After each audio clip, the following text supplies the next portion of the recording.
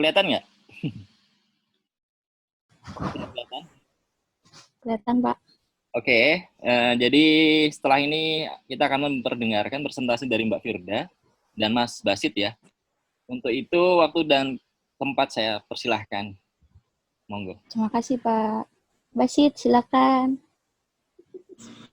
Oke, baik. Terima kasih. Assalamualaikum warahmatullahi wabarakatuh.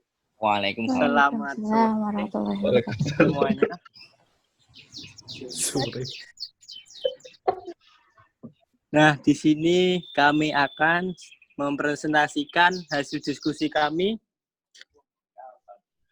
yang berjudul Penataan Kawasan Gunung Api Tangkuban Perahu.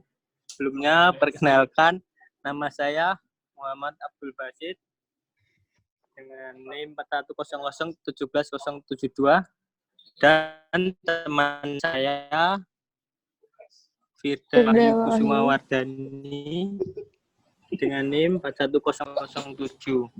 Oke, next, Pak. Oke. Silakan.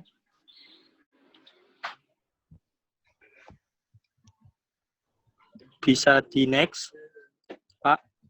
Udah belum kelihatan ya outline? Nah, udah. Kayaknya sinyal Anda ya. Untuk sendiri.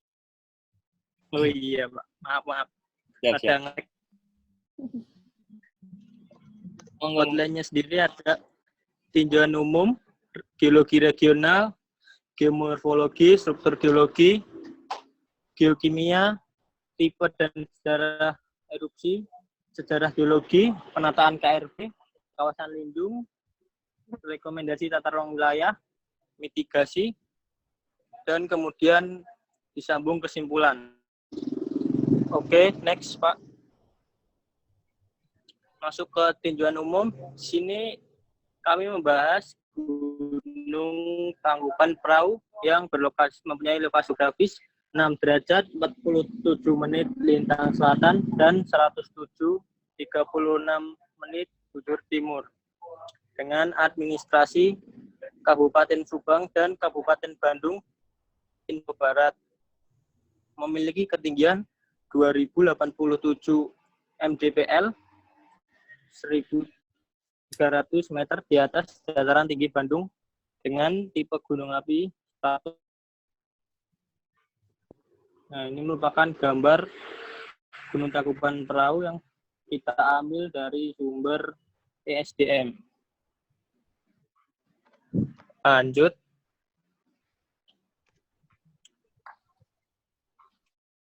Geologi regional.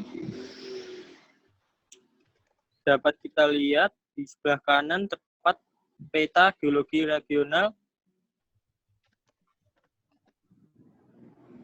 Di sini 1, 2, 3, 4, 5 warna yang berbeda, yaitu yang paling dominan masuk ke dalam Gunung Tangkuban Perahu sendiri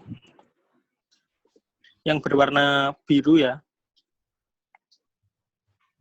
Itu yang berisikan jatuhan piroklastik, aliran lava, endapan freatik, dan endapan lahar. Kemudian yang berwarna ungu itu merupakan kerucut kompleks Bukit Unggul Manglayang. Disambung yang warna pink termasuk ke dalam Gunung Api Sunda yang terdapat aliran lava, aliran piroklastik, endapan lahar, dan guguran.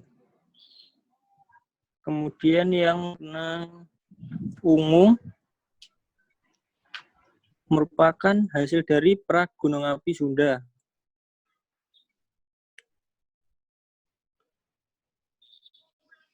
Bersumber dari ESDM. Oke, next, Pak.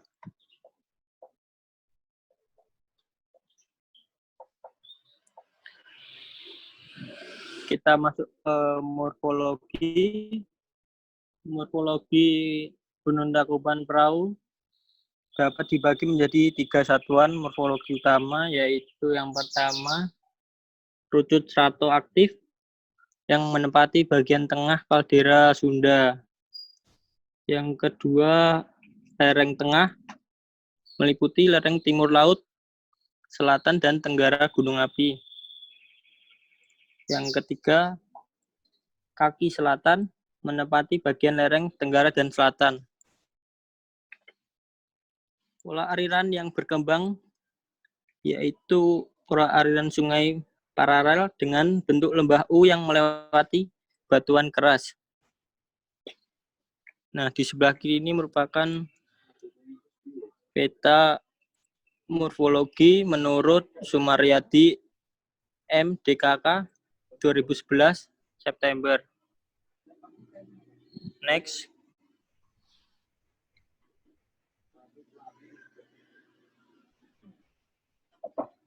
Struktur geologi. Tangkuban Perahu ini sendiri berada pada zona Bandung menurut Van Bemmelen 1934 dalam DKK 1983.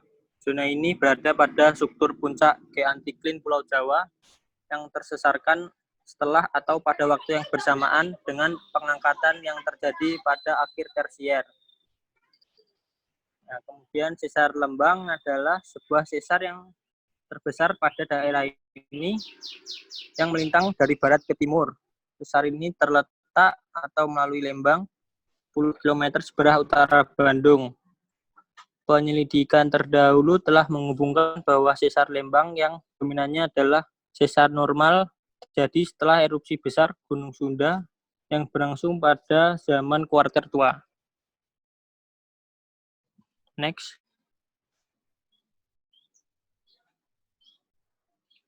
Nah, kemudian dari geokimianya. Secara kimia, keaktifan gunung api Tangkuban Perahu bersumber pada magma alkali kapur alumina tinggi dari andesit basaltis sampai basal dan alkali kapur tinggi dan andesit basaltis sampai basal. Ciri petrokimia Gunung Tangkuban Perahu sendiri cenderung pada kelompok magma dioritik Gabbro dan magma dioritik menurut Syarifuddin 1984. Gunung Tangkuban Perahu mempunyai sumber keaktifan magma zona dalam, mempunyai temperatur magma antara 1010 derajat Celcius sampai 1220 derajat Celcius menurut Syarifuddin 1984. Dapat kita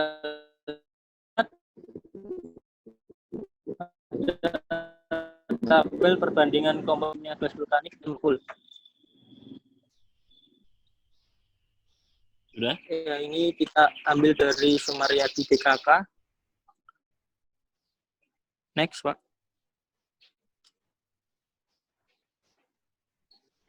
Masuk ke litologi. Gunung Tangkuban Perahu ini tersusun dari perselingan antara aliran lava dan fleksi piroklastik. Petrografi lava Tangkuban Perahu terbagi atas lava andesit basalt augit bernstein, lava basalt pigeonit instantif, dan andesit augit bernstein. Nah, ini merupakan contoh gambar fleksi piroklastik dan lava andesit yang bersumber dari therockgallery.co. Next.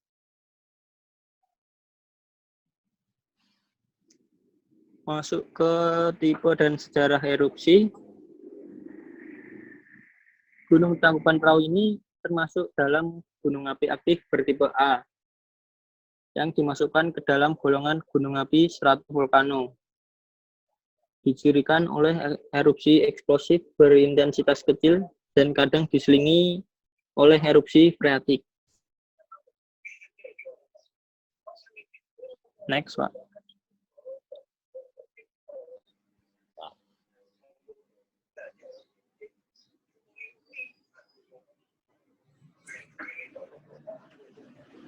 sejarah erupsi dari Gunung Tangkuban Perahu sendiri, berdasarkan coraknya, erupsi Gunung Tangkuban Perahu dapat dibagi 3 fase, yaitu 1. Fase eksplosif, menghasilkan piroklastik dan mengakibatkan terjadinya lahar. Yang kedua, fase evosif, menghasilkan banyak aliran lava berkomposisi andesit basaltis. Yang ketiga, fase pembentukan atau pertumbuhan Tangkuban Perahu sekarang umumnya eksplosif kecil-kecil dan kadang diselingi erupsi freatik. Nah, ini tabel sejarah erupsi Gunung Tangkuban sendiri. Yang pertama bererupsi dari tahun 1829 sampai sekarang, yang terakhir tahun kemarin 2019. Bersumber dari ESDM. Next, Pak.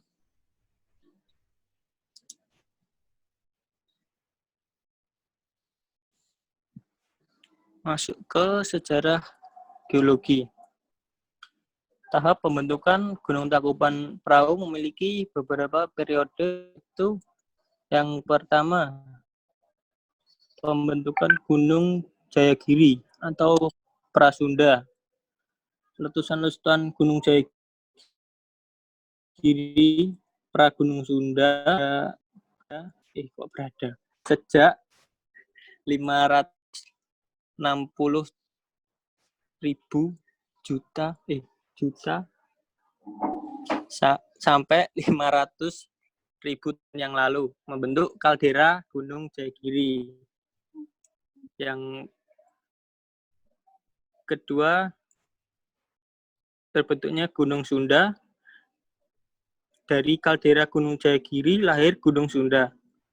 Letusannya antara 210.000 sampai 105.000 tahun yang lalu yang membentuk kaldera Sunda.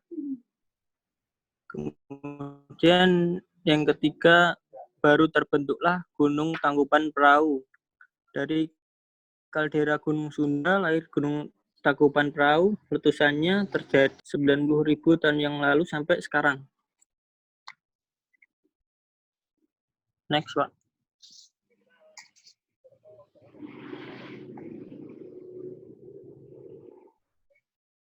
Oke, kemudian akan dilanjutkan oleh teman saya, Mbak Firda. Ya, sebelumnya terima kasih Mas Basit. Bisa saya lanjutkan ke peta kawasan rawan bencana yang sudah terlihat di layar kalian masing-masing. Bisa dilihat peta kawasan rawan bencana ini dibagi menjadi 3. Yang pertama ada kawasan bencana 3, kawasan bencana 2, dan kawasan rawan bencana 1. Yang mana pattern-nya bisa dilihat beda-beda ya. Next, Pak.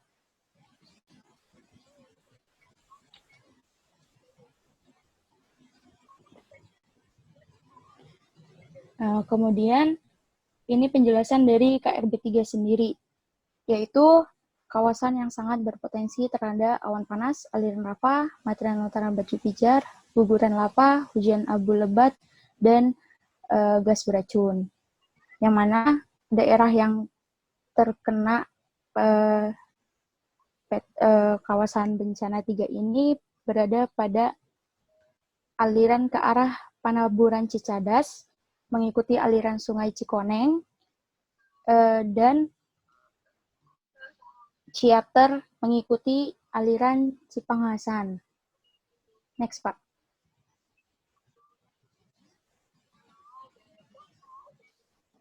Kemudian pada kawasan rawan bencana 2, secara umum disebut kawasan yang berpotensi terlanda oleh awan panas, aliran lava, lontaran atau guguran batu pijar, hujan lebat, atau dan juga hujan lumpur, yang mana radiusnya antara 1 sampai 5 km.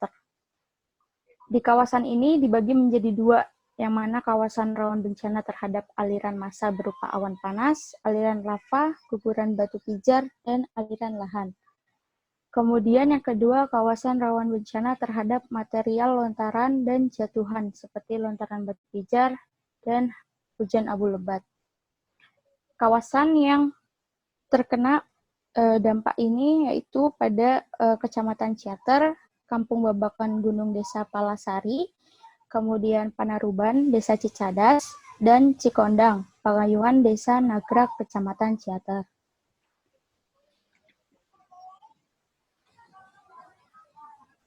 Kemudian pada KRB 1 bisa dilihat kawasan yang berpotensi terlada lahar dan tidak menutup kemungkinan dapat terkena perluasan awan panas. Adapun kecamatan atau daerah yang terkena yaitu adalah aliran Sungai Pasir Menyan, Ceri Tengah, Ciasem, Cimute, Tangkil 1, 2, Nyalindung Lelis, sampai Warung Ciasem, kemudian Sungai Cikoneng, Panaruban, dan Cici yang lainnya. Next.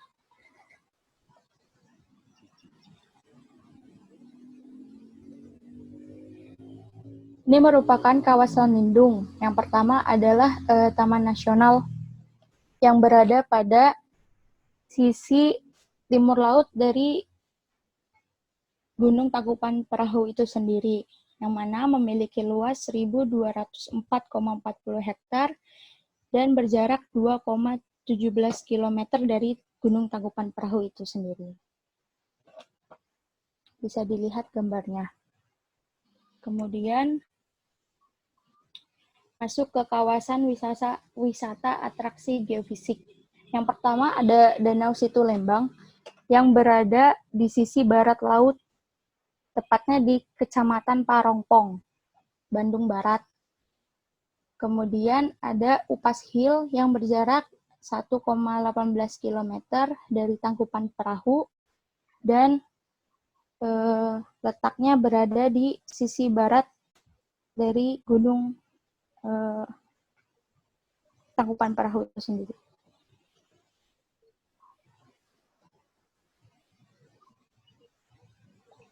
Next. Nah, kemudian ada kawasan wisata hutan alam. Yang pertama bisa dilihat ada Hutan Pinus Cikole yang berada di sisi tenggara dari Gunung Tangkuban Perahu itu sendiri, tepatnya di Lembang, Bandung Barat, yang mempunyai jarak 4,65 km dari Gunung Tangkuban Perahu. Kemudian Curug Mandala ini di sisi utaranya Gunung Tangkuban yang 3,37 km. Next. Kemudian ada Curug. Nah, curug ini berada pada sisi barat daya dari Gunung Tangkuban Perahu, tepatnya di Kecamatan Sarua di Bandung Barat, dan Curug Cijalu yang berada pada sisi barat laut Kecamatan Kiara Pedes, Kabupaten Subang. Nah, memang kawasan wisata hutan ini yang berada sekitar Gunung Tangkuban Perahu itu dikelilingi oleh curug-curug yang lainnya. Begitu. Kemudian kawasan lindung pemukiman ini yang saya lihat, yang saya capture di PPT ini, itu berada pada di sisi selatan dari Gunung Tangkuban Perahu itu sendiri, yang rata-rata itu berjarak sekitar 4-6 km dari Tangkuban Perahu itu sendiri. Kemudian bisa dilihat, ini adalah rekomendasi ruang tata wilayah dari Pemprov Jabar yang saya ringkas. yang meliputi hanya untuk Bandung Barat itu sendiri. Sistem pusat kegiatan, jaringan energinya, jaringan telekomunikasi, jaringan sumber daya air, sistem jalur evakuasi bencana, ruang evakuasi bencana, kawasan lindung, dan yang lain-lainnya.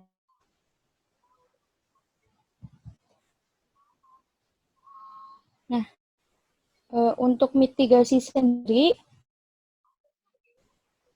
lihat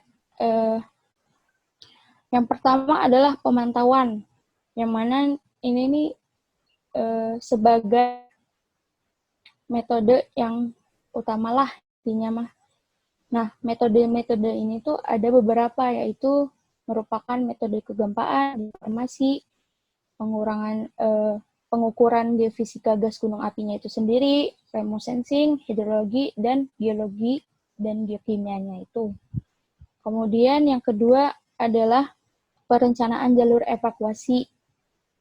Ini diperuntukkan untuk melakukan pengungsian dari wilayah terdampak bencana ke wilayah yang menampung penduduk dan berada di luar dampak bencana itu tersendiri. Ada pembangunan ruang pengungsian, yang mana ini diperuntukkan untuk selama korban itu mengungsi dan dilengkapi dengan utilitas dasar yang dibutuhkan.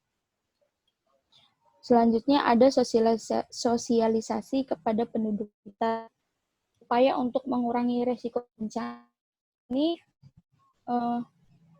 bisa dilakukan melalui pembangunan fisik maupun penyadaran dan peningkatan kemampuan menghadapi bencana itu sendiri dari masyarakatnya. Kemudian ada pemetaan kawasan bahaya vulkanik.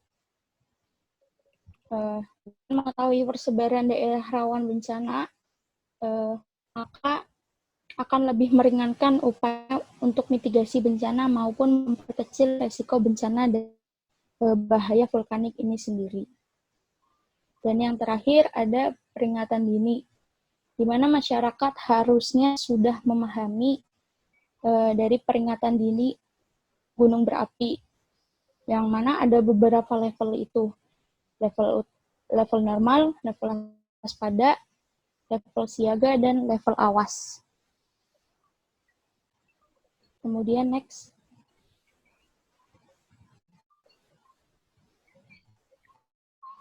Nah, review dari kami sendiri, menurut kami tentang pembagian kawasan rawan bencana ini sudah sesuai dengan dan peraturan yang tertera. Namun, sudah melakukan pengecekan lebih detail dan update guna mengetahui kawasan yang rawan bencana, di mana dilakukannya langsung ke lapangan. Terus, pemerintah juga harus segera melakukan upaya sosialisasi ke daerah-daerah yang masuk kawasan rawan bencana. Mengingat banyak sekali lansia-lansia atau masyarakat yang kurangnya mengetahui tentang sosialisasi gunung api, bencana gunung api itu sendiri. Jadi pemerintah harusnya sudah melakukan sosialisasi terhadap bapak-bapak atau ibu-ibu yang kurang update lah intinya. Begitu. Kemudian kesimpulan, silakan Mas Basit. Silahkan ya. Setelah ini roomnya masih tetap pakai room yang ini, kita tanya jawab dan presensi. Jadi silahkan Mas Basit untuk baca kesimpulannya. Maaf menyela. Silahkan dibaca kesimpulannya. Kesimpulannya yaitu Gunung Tangkuban Perahu termasuk pada zona Bandung menurut Van Bemmelen 1934 dalam DKK 1983.